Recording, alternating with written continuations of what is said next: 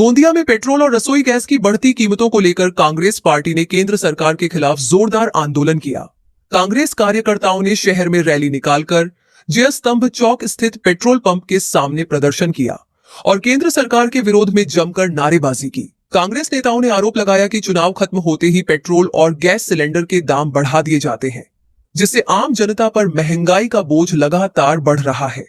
विपक्ष ने प्रधानमंत्री नरेंद्र मोदी पर निशाना साधते हुए कहा कि चुनाव के दौरान महंगाई पर नियंत्रण रखा जाता है और चुनाव समाप्त होते ही कीमतों में बढ़ोतरी कर दी जाती है। प्रदर्शन के दौरान कांग्रेस नेताओं ने कहा कि बढ़ती महंगाई की वजह से आम आदमी का घर चलाना मुश्किल हो गया है। पेट्रोल, डीजल और गैस सिलेंडर के दाम बढ़ने से रोजगार और रोजमर्रा की जिंदगी पर भी असर पड़ रहा है। कांग्रेस कार्यकर्ताओं ने केंद्र सरकार से पेट्रोल, डीजल और गैस के दाम कम करने की मांग करते हुए आंदोलन को और तेज करने की चेतावनी दी है। या देशामध्ये ज्यावेळेस पश्चिम बंगालच्या निवडणुका एप्रिल महिन्यामध्ये होणार होत्या, 2 महिने अगोदरपासून राहुल गांधींनी या देशाच्या जनतेला सूचित केलं होतं, अलर्ट केलं होतं की भविष्यामध्ये देशात खूप महागाईचा ओघ येणार आहे आणि त्याचीच प्रचिती आज आलेली आहे।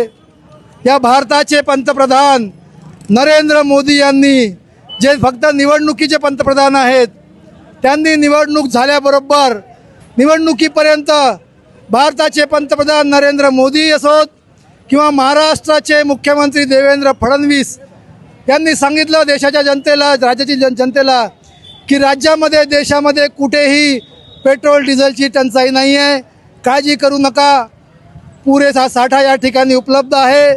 परंतु मित्रांनो, मी आपल्याला सांगू इच्छितो की नरेंद्र मोदींनी पश्चिम बंगालची निवडणूक जिंकल्याबरोबर या देशामध्ये देशातील जनतेला पेट्रोल पंपावर लाईन लावायला सांगितलं, रांगाच्या रांगा लावायला सांगितलं आणि देशाची जनता आज महागाईने होरपळून निघालेली आहे।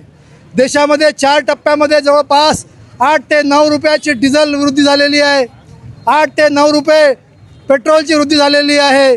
गॅस सिलेंडरचे रेट प्रचंड वाढलेले आहे, कमर्शियल गॅस सिलेंडरचे रेट 3 पट वाढलेले आहेत।